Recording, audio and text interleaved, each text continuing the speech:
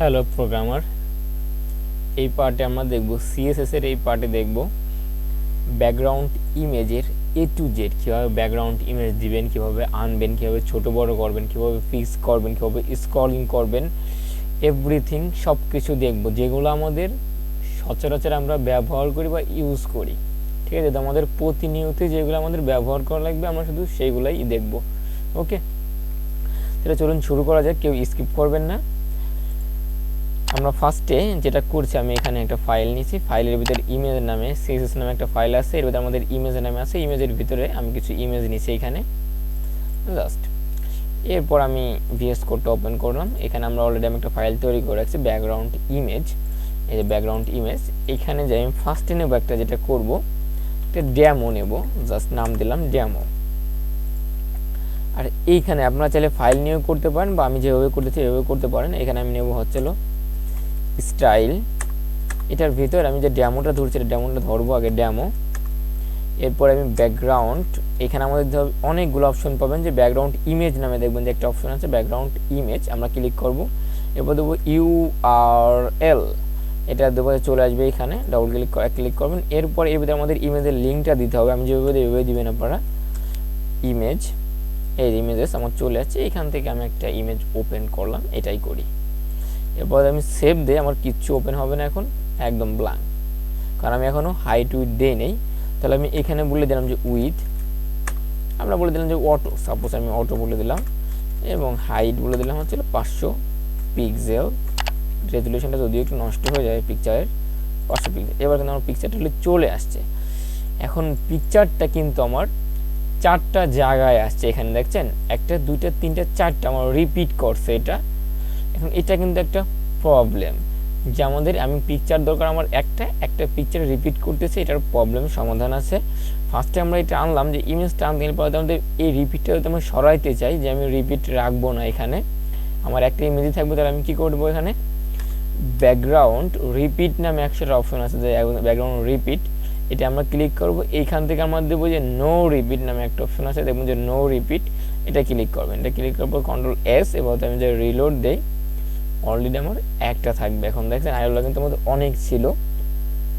এখন চাইলে আপনারা এই ইমেজটাকে আপনারা পজিশন করতে পারেন, আপনারা লেফটে রাখতে পারেন, রাইটে, কিন্তু এই ভিতরের ইমেজটাকে এখন কীভাবে করবেন দেখেন, আমি একবার দেখাই।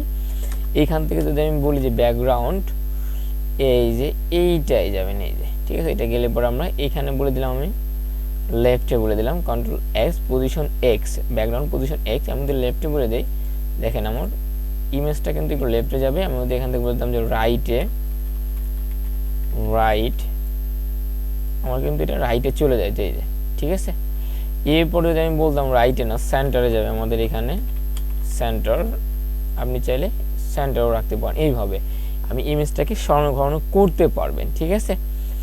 এরপর যদি আপনি চান যে, এরপর আমাদের আরেকটা অপশন আসে কি, এখানে কভার পেজ, যেটা আমরা প্রতিনিয়ত ব্যবহার করি, যে ব্যাকগ্রাউন্ড সাইজ, দেখবেন একটা অপশন আছে ব্যাকগ্রাউন্ড সাইজ, এখান থেকে আমরা দিই কভার দিলে কি হয়, এটা পুরোটা জুড়ে একটা কভার পেজের মতো হয়ে যায়। দেখবেন যে বিভিন্ন ওয়েবসাইট এরকম কভার ফটো থাকে, যে উপর দিয়ে লেখা থাকে কিছু এরকম। এটা যদি তোমার রেজুলেশনটা নষ্ট হয়ে গেছে, এটার জন্য আমি একটা কাজ করতে পারি, এইখান থেকে দেখবেন যে পজিশন আমি এটা কেটে দিতেছি, এটা আমার বা হাইড করে রাখি কমেন্ট।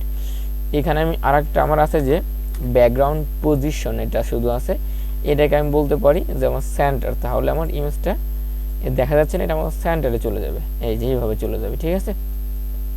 বা চাইলে এভাবেও করতে পারেন, আপনি চাইলে ইমেজটাকে ফিক্সডও করতে পারেন। এখন ফিক্স কীভাবে করবেন, আমি এটাকে আপাতত করে আমি এটাকে ওপেন করে দিতেছি, এটাকে সেন্টার, আর আমি কভার ফটোটাকে একটু হাইড করে মানে কমেন্ট করে রাখতেছি, যাতে আমাদের আগের মতো করে হয়, এই যে এইভাবে থাক।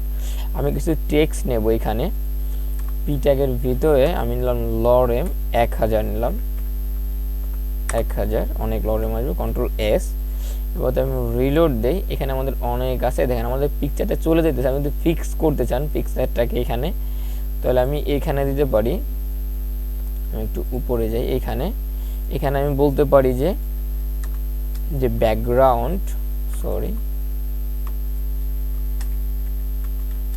ব্যাকগ্রাউন্ড হচ্ছে আমাদের এই যে এটা দিলে এখান থেকে ফিক্সড আছে, লোকাল আছে, স্ক্রল আছে, আমি ফিক্স দিলাম, ফিক্স কন্ট্রোল এস যদি দিই আমাদের এখানে রিলোড, এই দেখেন আমার কিন্তু এখানে ফিক্সড হয়ে গেছে, এটা দেখছেন এখন কিন্তু ইজিলি ফিক্সড, এই যে ইমেজটা দেখছেন।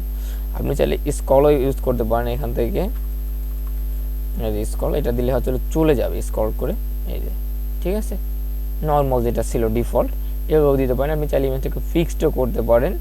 এরপর আমাদের আরও কিছু অপশন আছে, আমাদের এখান থেকে দেখি যে এখানে ব্যাকগ্রাউন্ড আপনাদের যে এগুলো আমাদের লাগবে না, আমাদের লাগবে এখান থেকে আমি বলে দিই, আমাদের লাগে background colour, background image, background position, background repeat, background size cover photo, এরপরে আমাদের লাগবে ব্যাকগ্রাউন্ড এক্স, এটা লাগতে পারে আপনার, এরপরে ছিল ব্যাকগ্রাউন্ড এটা লাগে, ঠিক আছে।